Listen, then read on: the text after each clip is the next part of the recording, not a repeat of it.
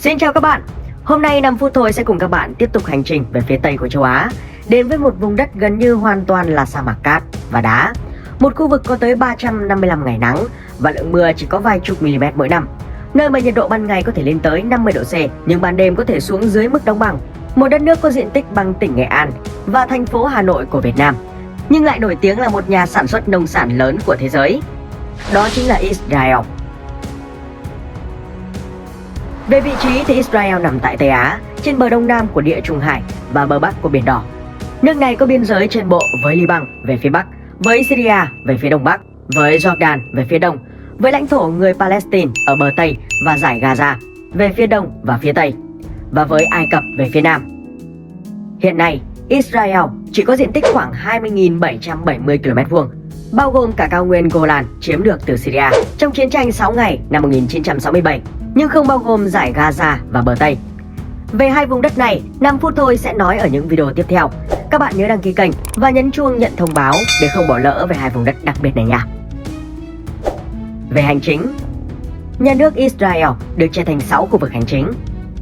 Trong đó, Jerusalem là thủ đô cũng là thành phố đông dân nhất của cả nước, đồng thời là thủ phủ của khu vực cùng tên với 936.000 người trên diện tích 652 km². Dù thành phố này được chính quyền Israel tuyên bố là thủ đô vào năm 1980 và duy trì các thể chế chính phủ cũng như quyền kiểm soát của mình ở đó, song chỉ có một số quốc gia công nhận và chuyển đại sứ quán tới đây. Nguyên nhân là do Jerusalem được coi là thánh địa của cả ba tôn giáo, bao gồm Hồi giáo, Cơ đốc giáo và Do Thái giáo. Đồng thời nhà nước Palestine cũng coi đây là nơi nắm quyền lực của mình. Nằm trên một cao nguyên thuộc dãy núi Do Thái, Jerusalem được thành lập từ khoảng thiên niên kỷ thứ 4 trước công nguyên. Tuy nhiên, thành phố đã trải qua nhiều thăng trầm của lịch sử, với ít nhất 2 lần bị tàn phá, 23 lần bị vây hãm, 44 lần bị chiếm đóng và 52 lần bị tấn công. Ở trung tâm Jerusalem là khu phố cổ với một số thánh địa linh thiêng đối với người Cơ đốc giáo, Hồi giáo và Do Thái giáo. Đó là nhà thờ mộ Chúa Giêsu. Hàng năm có hàng triệu tín đồ Cơ đốc giáo hành hương về để cầu nguyện. Nhà thờ Hồi giáo Al-Aqsa, nơi nhà tiên tri Muhammad từ thánh địa Mecca tới và cầu nguyện cho linh hồn của tất cả những nhà tiên tri.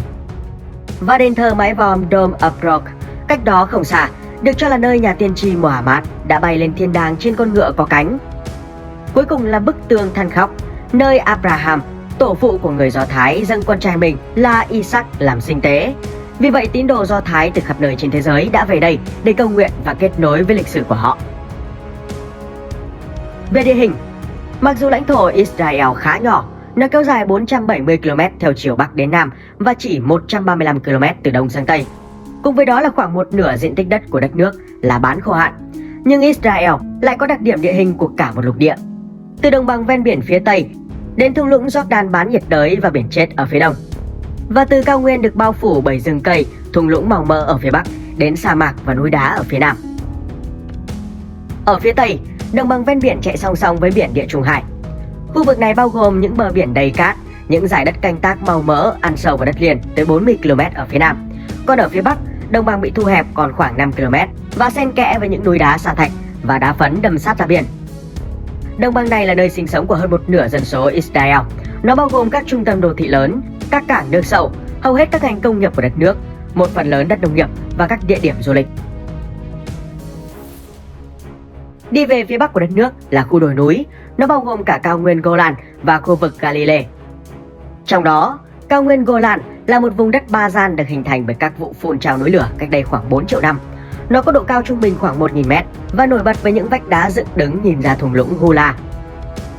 Còn các ngọn núi ở Galilee phần lớn được cấu tạo từ đá vôi mềm và đá Dolomit với độ cao từ 500 đến 1.200 m so với mực nước biển.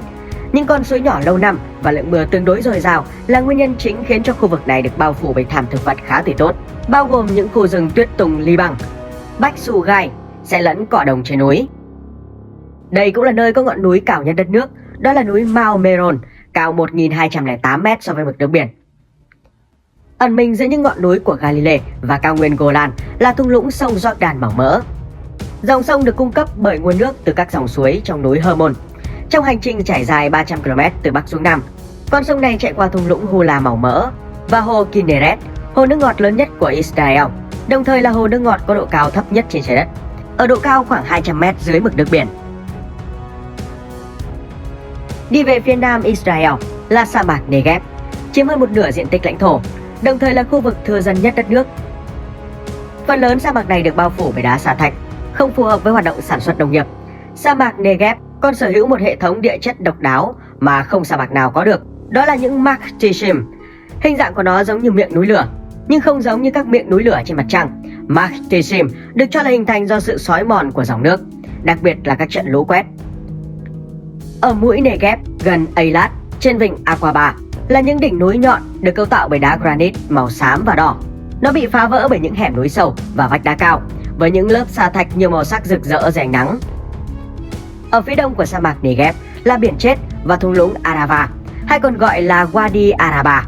Nó cùng với thung lũng sông Jordan ở phía bắc là một phần của khe nứt Syria Đông Phi dài 6.500 km, chia cắt vỏ trái đất từ hàng triệu năm trước. Nhìn chung, thung lũng Arava là một vùng đất bán khô hạn, ngoại trừ khu vực phía nam biển chết có đủ lượng nước tưới tiêu cho hoạt động nông nghiệp, đặc biệt là trồng các loại cây có múi và rau củ trái vụ để xuất khẩu. Thì hầu hết thung lũng Arava là một sa mạc đầy sỏi và cát. Còn biển chết là khu vực thấp nhất trên lục địa, với độ cao khoảng 435 m dưới mực nước biển, đồng thời là nơi con sông Jordan đổ vào. Do không có lối thoát ra biển, nên sự bốc hơi mạnh đã làm cô đặc muối khoáng của nó và tạo ra dung dịch hypersaline. Điều này khiến cho hàm lượng nước muối ở biển chết cao hơn khoảng 8 lần so với các vùng biển khác trên thế giới. Tuy nhiên, nước biển chết có chứa nhiều khoáng chất khác nhau đã được khoa học chứng minh là có thể giúp điều trị nhiều vấn đề về da. Hiện nay, mực nước vùng biển này tiếp tục giảm do sự suy giảm của các nguồn cung cấp nước từ các sông suối xung quanh. Về khí hậu, Israel có khí hậu địa trung hải với hai mùa rõ rệt là mùa hè khô nóng kéo dài từ tháng 5 đến tháng 9 và mùa đông mát mẻ, mưa nhiều kéo dài từ tháng 10 tới tháng 4 năm sau. Dạng khí hậu này là do vị trí của Israel nằm ở giữa khu vực khô cằn của sa mạc Sahara với sa mạc Ả Rập và giữa khu vực Levant và Đông Địa Trung Hải. Lượng mưa ở phía nam quốc gia này nói chung khá thấp, đặc biệt là tại thung lũng Arava ở phía nam biển chết. Lượng mưa trung bình hàng năm chỉ khoảng 25 mm. Nhiệt độ ban ngày đạt khoảng 21 độ C vào tháng Giêng và có thể tăng cao tới 46 độ C vào tháng 8. Trong khi ở phía Bắc, lượng mưa trung bình hàng năm khá cao, lên tới 1.120 mm ở vùng thượng Galilee và cao nguyên Golan. Thời tiết ở đây cũng khá mát mẻ, ngay cả trong mùa hè, và thường xuyên có tuyết rơi trong mùa đông. Còn ở các thành phố lớn, dọc theo đồng bằng ven biển, có nhiệt độ ôn hòa hơn, dao động từ khoảng 16 độ C vào tháng Giêng tới 29 độ C vào tháng 8. Lượng mưa trung bình hàng năm vào khoảng 508 mm. Nhiệt độ thấp nhất từng được ghi nhận tại Israel là âm 14,2 độ C vào ngày 10 tháng 1 năm 2015 tại khu định cư Merom Golan trên cao nguyên Golan.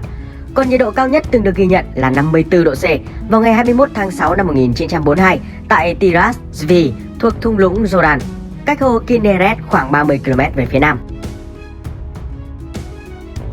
Về dân số và tôn giáo, tính đến hết năm 2020, dân số của Israel là 9.381.000 người, trong đó có khoảng 74,8% dân số là người Do Thái và 20,8% dân số là người Ả Rập, còn 4,4% dân số là các nhóm người khác. Trong số những người Do Thái đang sống tại Israel, thì 75% là những người được sinh ra tại đây, phần lớn là thế hệ thứ hai và thứ ba, 16% là những người nhập cư từ châu Âu và châu Mỹ, và 9% là những người nhập cư từ châu Á và châu Phi. Israel được mệnh danh là thánh địa của người Do Thái, với 81% dân số theo Do Thái giáo, đồng thời là quốc gia Do Thái duy nhất trên thế giới. Trong đó, 40% thuộc Do Thái giáo Hiloni, 23% thuộc Do Thái giáo Masorti, 10% thuộc Do Thái giáo Dati và 8% thuộc Do Thái giáo Haredi. Israel cũng có số lượng người theo Hồi giáo đáng kể, chiếm 14% dân số, còn lại là Cơ đốc giáo chiếm 2% dân số, Tự Du Rê giáo chiếm 2% và 1% chưa xác định được loại tôn giáo. Dù luật pháp Israel đảm bảo các quyền đáng kể và quyền tự do tôn giáo cho các cộng đồng sinh sống tại đây, nhưng trong một báo cáo của Trung tâm Nghiên cứu Pew nói rằng Israel đứng thứ 5 trên toàn cầu về căng thẳng và bạo lực giữa các tôn giáo. Một báo cáo về tự do tôn giáo quốc tế năm 2004 của Bộ Ngoại giao Hoa Kỳ cũng cho thấy mối quan hệ giữa các nhóm tôn giáo ở Israel thường xuyên ở tình trạng căng thẳng, đặc biệt là người Do Thái và người Hồi giáo, người mang theo Cơ đốc giáo và người Hồi giáo, người Do Thái và những người không phải là người Do Thái, thậm chí giữa những người Do Thái với nhau. Về ngôn ngữ, do bản chất là đất nước nhập cư, cho nên Israel là một đất nước đa văn hóa và đa ngôn ngữ. Trước năm 2018, cả tiếng Do Thái và tiếng Ả Rập đều là ngôn ngữ chính thức của Israel. Tuy nhiên, tiếng Ả Rập đã bị hạ cấp xuống thành ngôn ngữ đặc biệt và được sử dụng chủ yếu bởi người Ả Rập. Theo một cuộc điều tra xã hội năm 2011 của chính phủ về những người Israel trên 20 tuổi, thì 49% người được hỏi cho biết tiếng Do Thái là ngôn ngữ mẹ đẻ của họ. Còn các ngôn ngữ thiểu số khác bao gồm tiếng Ả Rập chiếm 18%, tiếng Nga chiếm 15%, tiếng Yiddish chiếm 2%, tiếng Pháp chiếm 2% và tiếng Anh chiếm 2%. Còn lại là các ngôn ngữ khác. Nghiên cứu này cũng lưu ý rằng 90% người Do Thái Israel và hơn 60% người Ả Rập Israel hiểu rõ về tiếng Do Thái. Về kinh tế, mặc dù có diện tích lãnh thổ khiêm tốn, khan hiếm tài nguyên thiên nhiên, bị hầu hết các nước Ả Rập tẩy chay, chi tiêu nhiều cho quốc phòng, tỷ lệ lạm phát cao và thị trường nội địa nhỏ, nhưng bất chấp những trở ngại này, Israel đã vươn mình trở thành quốc gia tiên tiến nhất ở Tây Á về phát triển kinh tế, nông nghiệp và công nghiệp. Năm 2020, GDP danh nghĩa quốc gia này đạt 407,1 tỷ USD và GDP bình quân đầu người lên tới 43.396 USD. Bất chấp những điều kiện khắc nghiệt của lãnh thổ và chỉ có 20% diện tích đất đai có thể trồng trọt, nhưng nhờ sự phát triển mạnh mẽ của các lĩnh vực nông nghiệp và công nghiệp trong những thập kỷ qua đã giúp Israel tự chủ về sản xuất lương thực, ngoại trừ ngũ cốc và thịt bò, đồng thời trở thành một trong những quốc gia xuất khẩu nông nghiệp hàng đầu thế giới với giá trị tới 3,5 tỷ USD. Những mặt hàng nông sản xuất khẩu chủ yếu ở đất nước này là trái cây thuộc chi cam chanh, bao gồm cam, bưởi chùm, quýt và pomelit. Du lịch, đặc biệt là du lịch tôn giáo, là một ngành kinh tế quan trọng tại Israel. Nhờ có địa lý độc đáo, nhiều bãi biển, di chỉ khảo cổ học, các di tích lịch sử và kinh thánh. Năm 2019, Israel đón lượng du khách kỷ lục với 4,55 triệu người, mang về 7,2 tỷ USD cho nền kinh tế nước này. Một số địa điểm có thể kể tới như bức tường than khóc, hay còn gọi là bức tường phía Tây. Đối với người Do Thái, đây là địa điểm đến linh thiêng nhất tại vùng đất thánh Jerusalem. Mỗi năm, nơi đây chào đón hàng triệu tín đồ, du khách tới hành hương. Họ thường đứng trước bức tường và thành kính cầu nguyện. Mọi người sẽ viết các điều ước của mình vào một mảnh giấy nhỏ, nhét vào các khe hở của bức tường. Những người mộ đạo tin rằng nếu làm thế tại bức tường này, lời cầu khẩn của họ sẽ tới tai Thượng Đế và được đáp ứng. Thành phố cổ Acre. Đây là thành phố cổ có lịch sử lâu đời, nằm trên bờ biển phía Bắc Israel. Hiện nay, nó còn lưu giữ rất nhiều nét văn hóa, kiến trúc của các thời đại. Đến đây, bạn sẽ được khám phá các di tích lịch sử hấp dẫn trong khu thành cổ này, như đường hầm dòng đền, nhà thờ Hồi giáo Zedza Pasha, lũy chắn, thành Acre hay những nhà trọ cổ. Eilat. Đây là thành phố biển nằm ở cực nam Israel, một địa điểm dành cho những ai có niềm yêu thích với biển cả và lặn biển.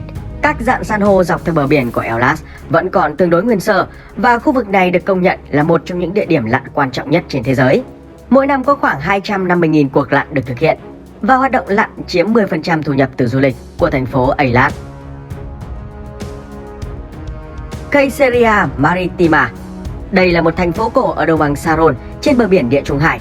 Hiện nay nó chỉ là một đống đổ nát và trở thành công viên quốc gia của Israel. Tại đây các nhà khảo cổ đã phát hiện một công trình ngoạn mục, đó chính là một bến cảng với một hệ thống dẫn nước khổng lồ. Theo những gì được ghi chép trong Kinh Thánh, thì vua Herod là người đã cho xây dựng thành phố bí ẩn này và một bãi cảng trên bờ biển Địa Trung Hải, hiện nay là lãnh thổ của Israel. Hàng loạt các cuộc khai quật vào những năm 1980 được dẫn dắt bởi nhà khảo cổ học Robert Hohlfelder đã mang đến cho chúng ta những thông tin đắt giá. Bến cảng vĩ đại này từng là một trong những bến cảng lớn nhất và phức tạp nhất ở thế giới cổ đại. Theo nhà khảo cổ học Beverly Goodman, công trình ngoạn mục này đã bị hủy hoại bởi một cơn sóng thần xảy ra vào thế kỷ thứ nhất hoặc thứ hai.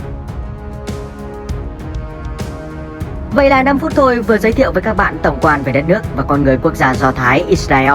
Bạn thấy đất nước này như thế nào? Hãy để lại bình luận bên dưới video này và đừng quên đăng ký kênh cũng như nhấn vào chuông bên cạnh để nhận thông báo về những video mới nha. Còn bây giờ, xin chào và hẹn gặp lại các bạn